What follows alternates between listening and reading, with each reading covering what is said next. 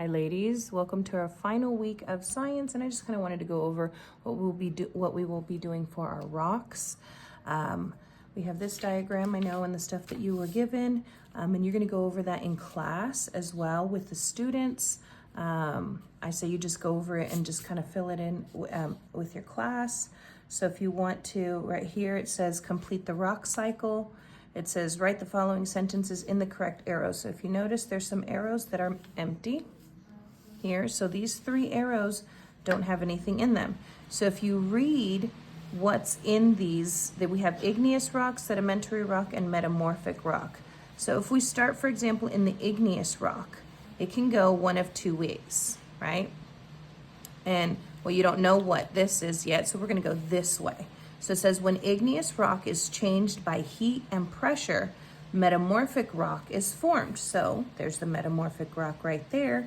Then from here, so when the igneous rock is changed by heat and pressure, so the igneous rock is changed by heat and pressure and the metamorphic rock is formed. So then from there, we get these choices right here. So rock breaks down and compacts together, rock melts, cools, and hardens, or changes are made by heat and pressure in order to form what forms the igneous rock from this metamorphic rock. Or we can come right here to the metamorphic rock and we can go back up to the igneous rock. So from metamorphic, how do we get to sedimentary? It comes from weathering, erosion, and erosion break down metamorphic rock, forming sediments which join together to form the sedimentary rocks. So we know that weathering and erosion form, and they break down the metamorphic rock that forms the sedimentary rock. So from sedimentary rock, we can go back to the igneous rock. And it says when sedimentary rock melts into magma, then cools and hardens, igneous rock is formed. Now what's going to help you a lot with this diagram is this diagram right here. And this is a really cool one, and I have one of these printed out for each one of you. And I'm going to go through that right now. So we're going to start with the sedimentary rock because we don't really know where rocks really start out as.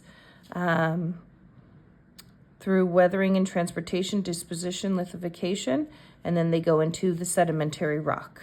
So from there, they're pushed down into the soil, which we did that when we did the other science experiment with the, was it the paper clips? Anyways, it was where things get pushed down into the ground, and then they metamorphose. The metamorphism sets in. So after it's getting pushed down and pushed down and pushed down, metamorphic rocks form. From metamorphic rocks, they get pushed down even more into magma. The magma melts them, and there's a melting part right here that takes place. So from here, then it begins to crystallize. When it crystallizes, it forms into the igneous intrusion.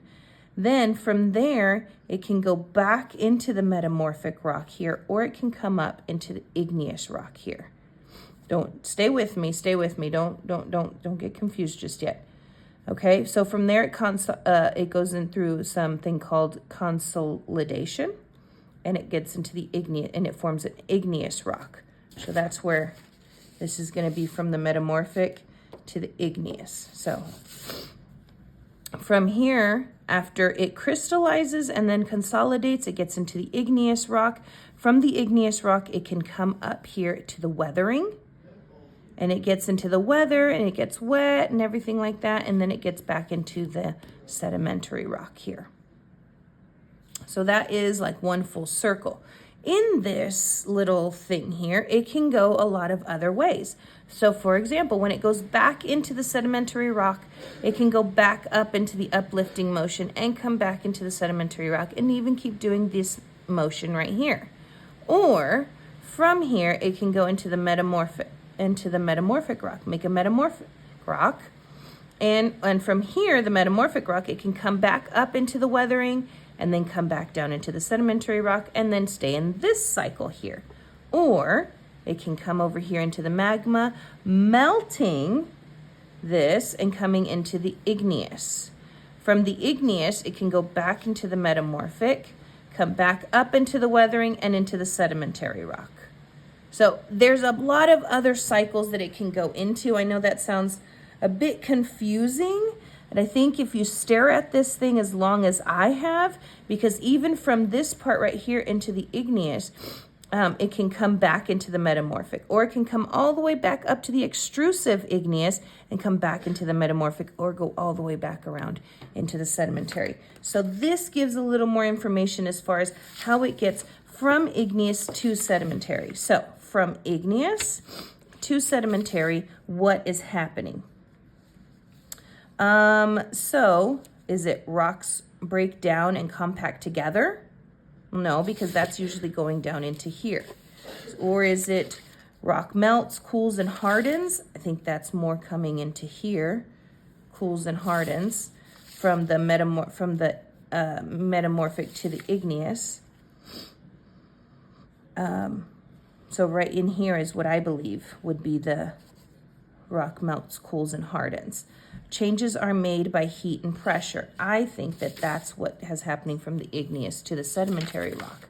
So from the igneous to the sedimentary rock, unfortunately, I don't have a key diagram. I don't know if that is in your stuff in here. I think that the changes in the, that's gonna go up in here. This changes are made, oh, sorry, I need to zoom out. So right here where it says changes are made by heat and pressure, we're gonna put it right here in this arrow. So changes are made, I'm not gonna write it in because I will make, I think you guys have some copies in here, but you would just write it in here. Changes are made by heat and pressure, and that's how you get from igneous to sedimentary. From igneous to sedimentary, changes are made by heat and pressure. Now it says rocks melt, rock melts, cools, and hardens. So let's come back to this diagram. Rock melts, cools, and hardens. And I think that this is where you get from metamorphic to igneous. So from metamorphic to igneous is gonna be right in here.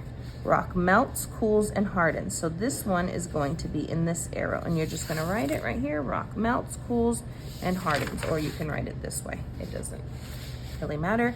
And again, you're gonna fill this in as a class. And then the last one, it says rock breaks down and compacts together. Well, rock breaks down and compacts together. I believe it's from sedimentary to metamorphic. If I am wrong, so sedimentary to metamorphic, it's gonna be this arrow right over here. So this first one is gonna go in this arrow right here. So if I'm wrong, please, you're welcome to correct me. That's just what I'm thinking. I am not a geologist by any means, but I think discussing this in class will be very key in just getting everybody's ideas. So from there, there are some arrows that are already filled out, and just kind of get some examples out. Let's get an igneous rock, a sedimentary rock, and a metamorphic rock. Okay, what are some choices that our igneous rock can have?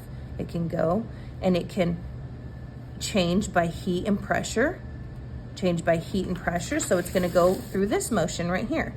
It's gonna go through heat and pressure, and then it's gonna come back down into the metamorphic rock over here. So it's gonna change by heat and pressure, and all the pressure that's coming in right here after that, it's gonna be forming the metamorphic rock here. Okay, so this rock could be going in this process and forming this metamorphic rock here. Or it could be going into changes by heat and changes by heat and pressure as well, forming the sedimentary rock here. And then you can go from sedimentary, you have two choices.